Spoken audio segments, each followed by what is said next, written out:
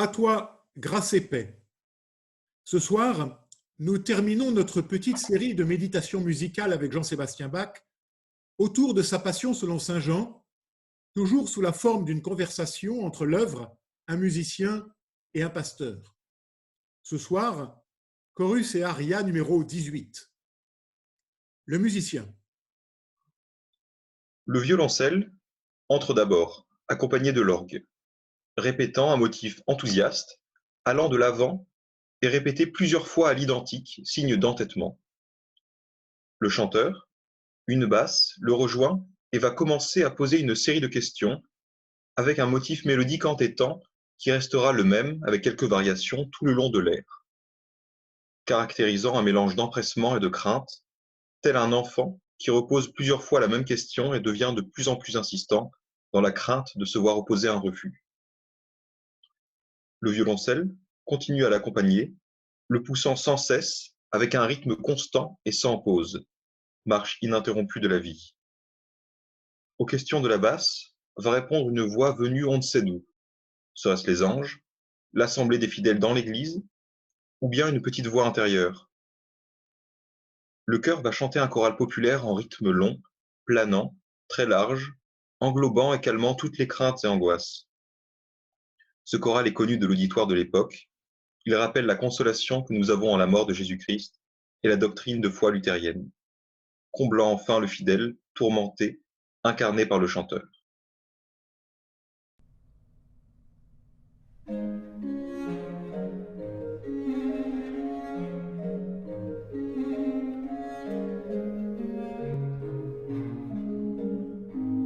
Mein teurer Heiland, lass dich fragen, teurer Heiland, lass dich fragen, teurer Heiland, lass dich fragen.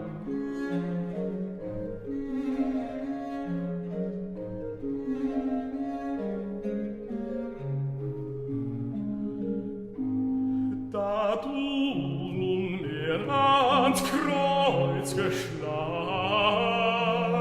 und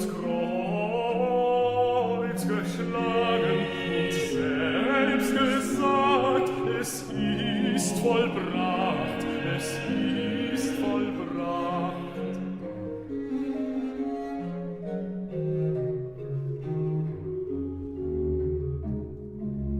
Bin ich vom Sterben frei gemacht, bin ich vom Sterben frei gemacht, vom Sterben frei gemacht.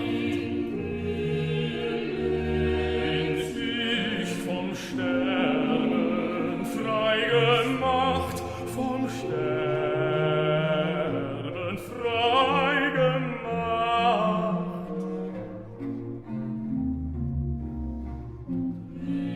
Kann ich durch deine Pein sterben, das Himmelreich ererben? Ist aller Welt Erlösung da, aller Welt Erlösung da, aller Welt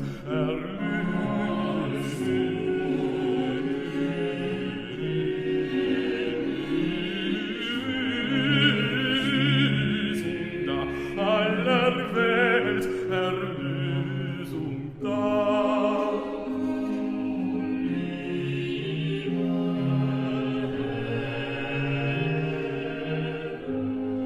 Du kannst vor Schmerzen zwar nicht sagen, vor Schmerzen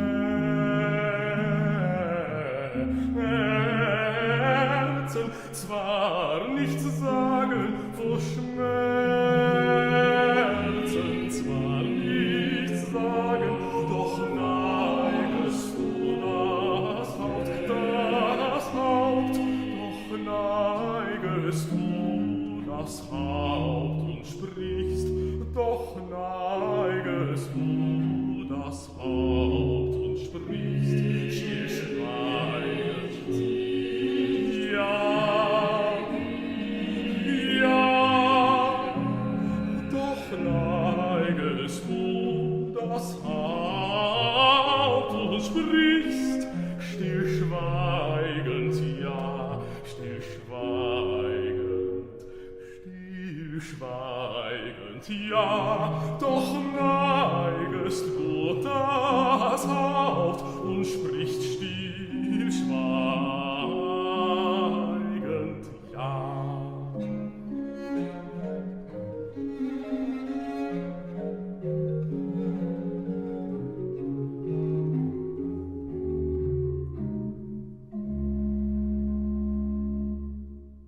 Tout est achevé, et maintenant tu vis pour toujours. Étrange choix que cet air pour un jeudi saint, me direz-vous. Pourtant, dans le judaïsme, le jour commence la veille au soir, et donc le jeudi soir, c'est déjà vendredi.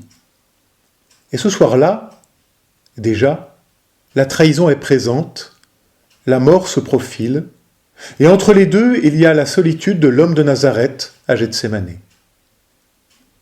La dernière scène du Maître avec ses disciples, qui est aussi la première avec nous, atteste de cela.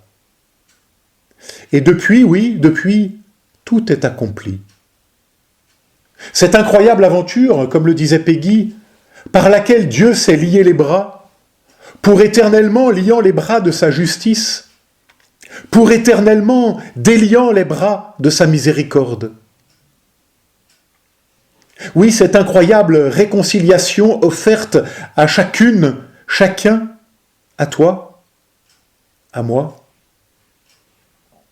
Et cela à jamais présent désormais, à travers la parole partagée, le pain et le vin donnés.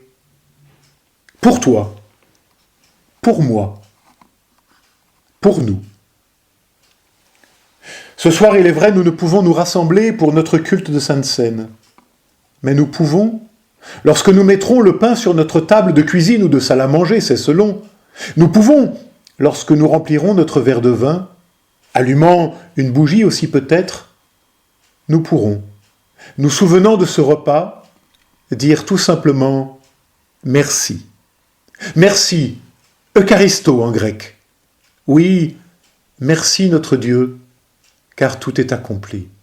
Oui, tu as tout accompli, venant toi-même habiter de ta parole chacune de nos existences, l'habiter de ce oui à la vie qui est ton oui sur chacune de nos vies.